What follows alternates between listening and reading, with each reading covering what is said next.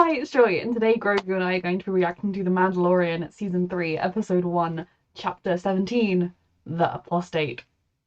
I just watched the previously through and I genuinely was about to start crying because I was so happy that The Mandalorian was back. Oh my lord, if you are new to my channel, I've reacted to all of The Mandalorian and I'm reacting to all of the Star Wars shows as well. You can find them all unedited on my Patreon and on my YouTube channel as well, edited. But Grogu is my life. He is my son. And watching this documentary series, because obviously he's real and my son, I'm so ready for it. And just to think how when season 2 ended 1,000 years ago, I was distraught. My mental health genuinely was affected for a very long time by that finale, and I was trying to tell myself it's okay, like Grogu and Mando, they'll come back together again, you know, maybe in the middle of season 3 if I'm lucky. And then the Book of Boba Fett happened, and like my mental health was healed. I mean, okay, not completely, but you know, the wound that it had inflicted was healed. And now I'm so ready for more of Grogu and Mando, and I'm just ready to learn more about Mandalorians and what it means for our beloved Din Djarin to be a Mandalorian, and I'm just so ready for this season. So yeah, I'm just like, I start crying because I'm actually like literally about to watch The Mandalorian season 3's first episode. Let's go. We're watching her craft a helmet. Whoa. It's a very pretty helmet. Well, given that this lot was wiped out a while back, there's a decent number of them. This is the way. This is the way. This is the way. Is that his son? Because it's the same colours. And we know he wants the Darksaber. Jesus Christ! Fucking hell! Why don't we just call this, you know, a draw? It can go back where it came from, we can just find a different planet to live on.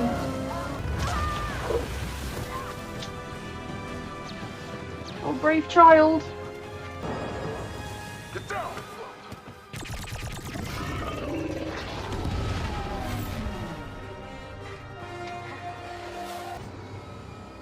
I'm so happy!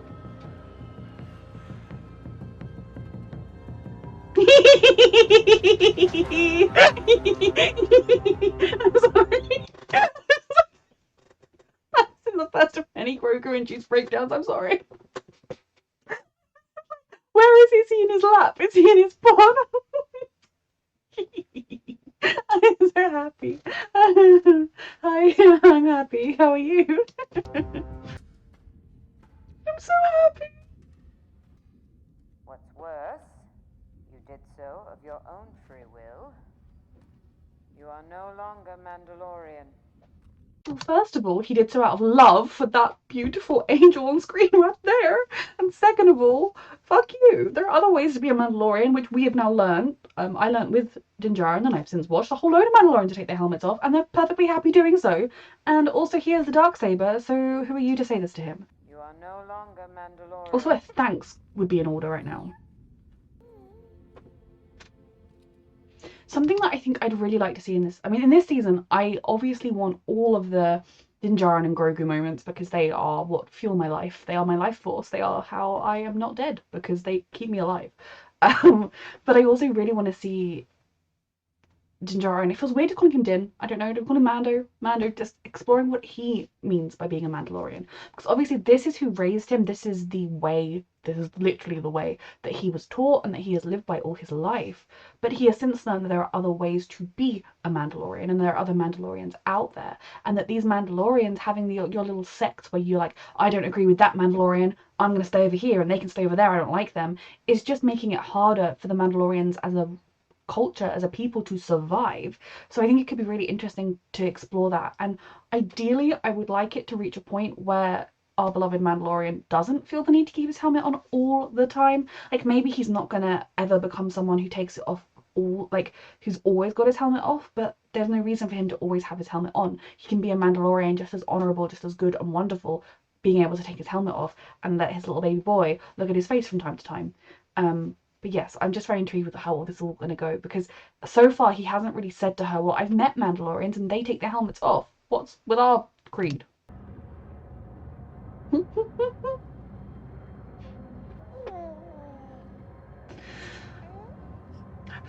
happy.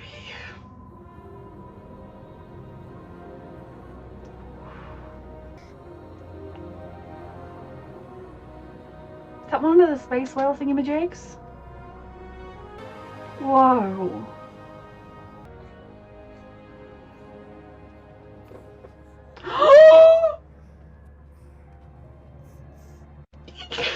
You climbed down to him. That was my one thing. I was like, if he's up in the pod, he can't get to him, but he can, and that is everything. There was some big, scary, strange creatures in the speed of the worm, fast flying, light year speed traveling, and he went to see him. Sorry.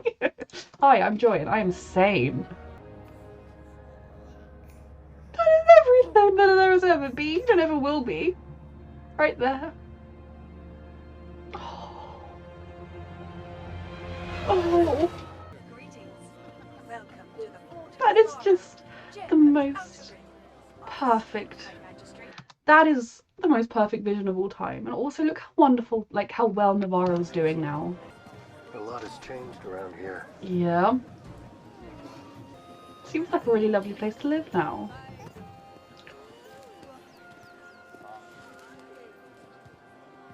Oh. Oh my god. He has a droid to hold the train of his cloak. That is everything. I've done a lot with it. He has 2 droids to hold his cloak. I will say, I couldn't resist when they released one thing. I did watch the scene with him spinning in the chair, and I watched it like 1,000 times, and it still delights me. Look at him! You and the little one, you can settle down, you can hang up your blaster, live off the fat of the land. I mean, Grogu. Come again? His name is Grogu.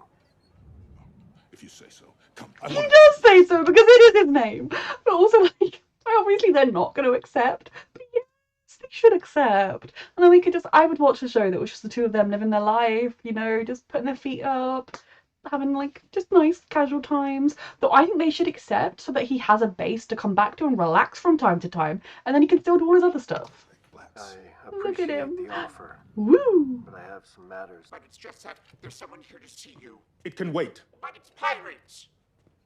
Pirates in the courtyard. We don't want pirates in the courtyard. My way. That'll be enough of that. Grief. Join me for a drink back at my office. We'll toast to your captain. We drink here. It's a school, you morons. I say. Try me.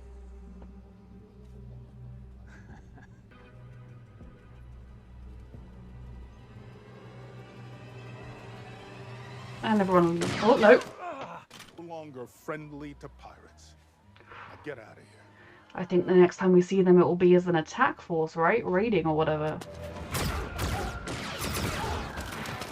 Fuck. I need a marshal. What about Marshal Dune?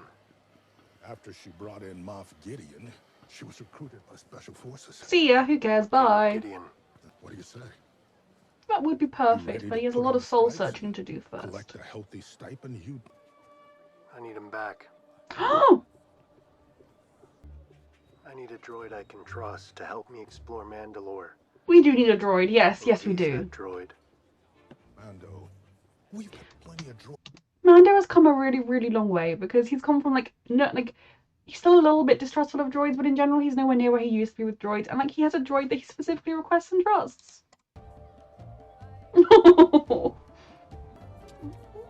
He's your protector and your friend, yeah? Wake him up.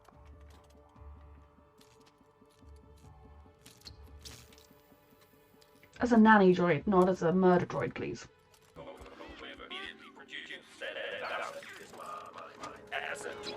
No!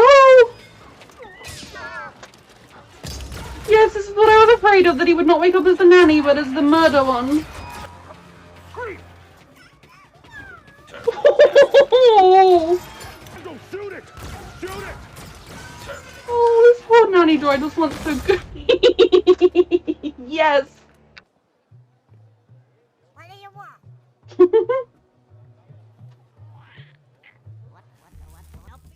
Grogu. Grogu's like, I'm not the smallest guy anymore. Mando, he said he can't fix it. It's too broken. It's no good. I need this one. I love Mando just sat there. Looking like a giant. What if I find you the part? Okay, now then no problem. We take. If you can get a new part, he says he can fix it. No, not ahead. He might be after them. No, I just wanted to give him a cuddle. Oh.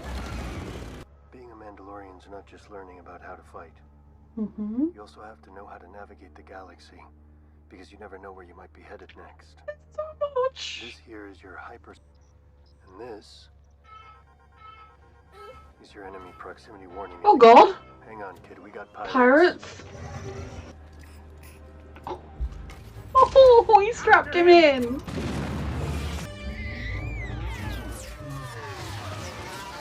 Grogu does love to go fast and spin. Oh.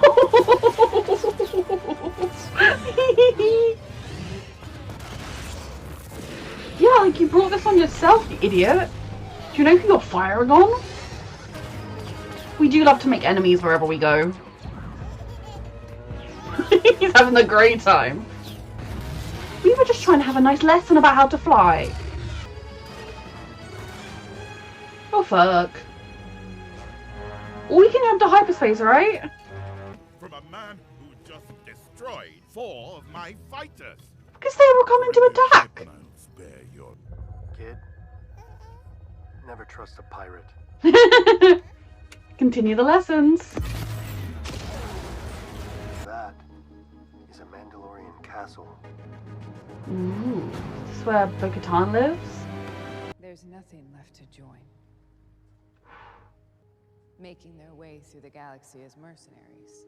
They really don't care enough about their own home to not do it without the Darksaber.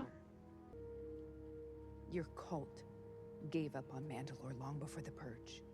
He had nothing to do with Where that. were you then? He was a child. The children of the Watch and all the factions that came before fractured and shattered our people. I mean, that's not wrong, but he wasn't a child of Mandalore. I know he was, you know, an adult when the Purge happened, but, like, he was a child who was taken in by the Children of the Watch. I mean, I suppose she doesn't know the specifics. It's not like he was a Mandalorian who lived on Mandalore and then was like, hey, I'm going to go join them. Also, speaking of people that joined random factions that helped split up Mandalore, Bo-Katan. I am going to Mandalore, Mm-hmm. so that I may bathe in the living waters and be forgiven for my transgressions. You haven't transgressed, though. Superstition. You look, That planet has been ravaged, plundered, and poisoned. I know it's what he was raised in and it's kind of like his religion and it's what he believes, but this is a Mandalorian who was, you were willing to follow, to let her lead you to take over Mandalore, to regain Mandalore. And look at her chilling without her helmet on. You don't need your helmet. You said Don't give up so Goodbye, easily. Din Djarin. Though I suppose we have to kind of give her credit that she hasn't attacked him for the saber or anything. She's just been like, well, I didn't get it. Too bad. Oh, I'm so happy right now. Like, it's like my soul is at peace. Really, my soul got put peacefully, got saved when Boba Fett happened and they were reunited. But just having the show back on, it's just hearing that music. I'm home. Everything is right in the world. And I absolutely adored it. Like, in every second. Okay. You can take a little sit down there now. So, thoughts on the episode itself. To start off with, I absolutely adored every single second of Grogu and Din Djarin being on screen together. I loved him beginning to sort of teach him the Mandalorian ways because he's chosen to be with him. I do hope we continue to see exploration of his Jedi-ness, his Force powers. I mean, I think if they were in danger, he would use them because they're still a part of him. And you know, the person that created the original Darksaber was a Jedi, the Mandalorian, so those can exist. Also, I'm pretty sure that in the trailer, because I did react to the trailer for season 3, we saw another glimpse of his Order 66 vision, which I want to know what happened to him in that time.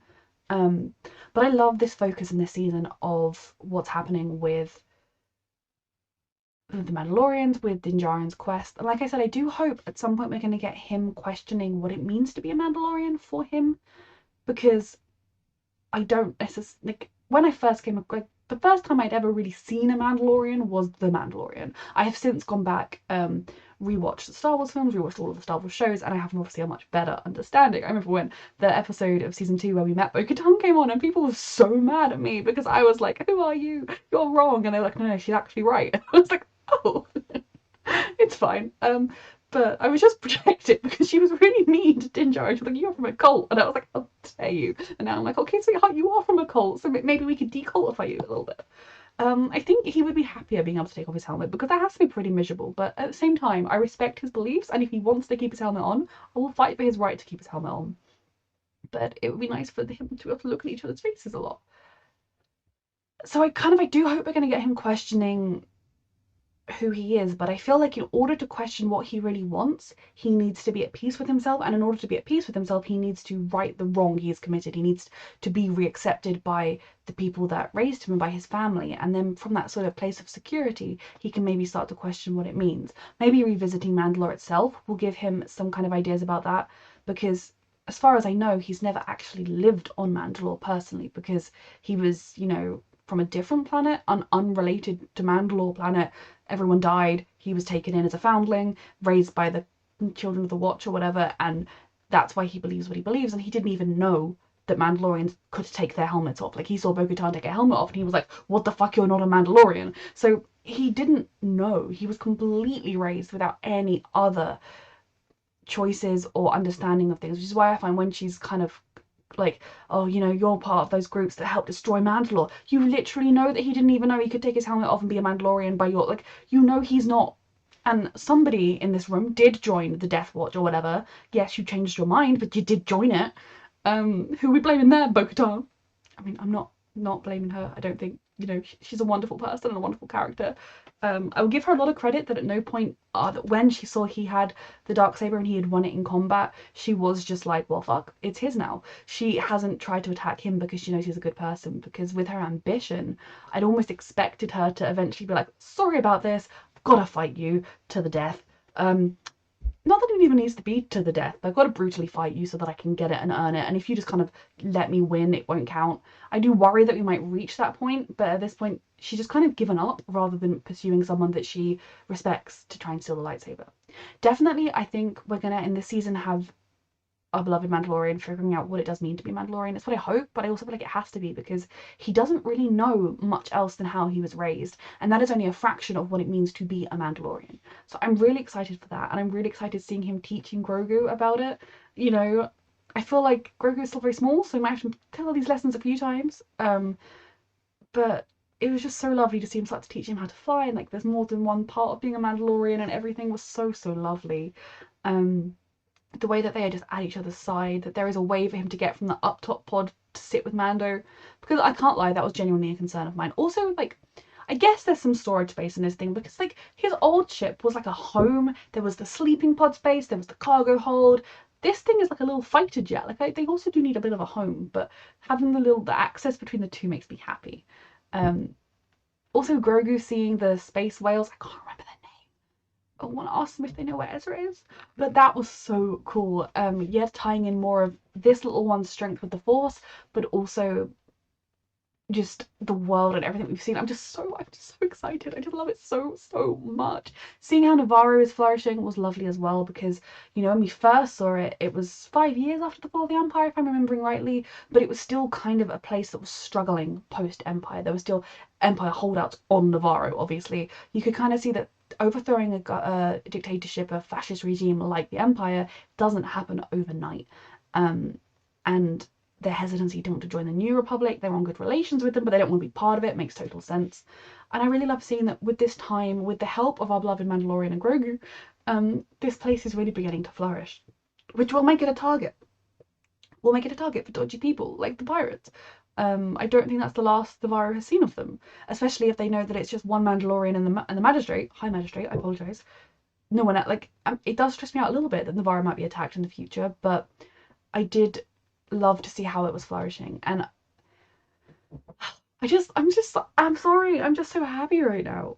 And I love that when we first met Din, he hated all droids. He had trauma from droids, and every droid was evil and he didn't like them. We have seen him become a lot more comfortable with droids. He let the mechanics droids, I can't remember her name, I know her name. Brain fog. I have a frog in my brain, not one you can eat. And although if you ate it, I would maybe lose CFS. It does make me forget things.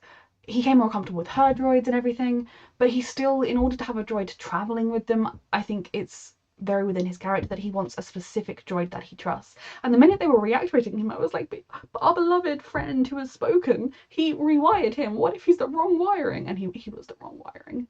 But the idea of him being with them was great because he was just so wonderful. And when he died, I was actually very, very sad. And I honoured his sacrifice, and I'm glad that the town honoured his sacrifice, that now maybe he can ride with them again. I just so excited. So like, Mando, is his next step to go to Mandalore, or is his next step to get the part to fix the droid? Either way, I'm excited. I love this show. I love it so much. I'm so sorry. My brain is just spiraling, and like, I want him to explore what it means to be a Mandalorian, what it means for him. I want the two of them to have so many scenes together like they already did. I love this show. I love everything about it. I'm on cloud nine right now. Reminder that you can find the unedited version of this reaction on my Patreon, and thank you so much for watching.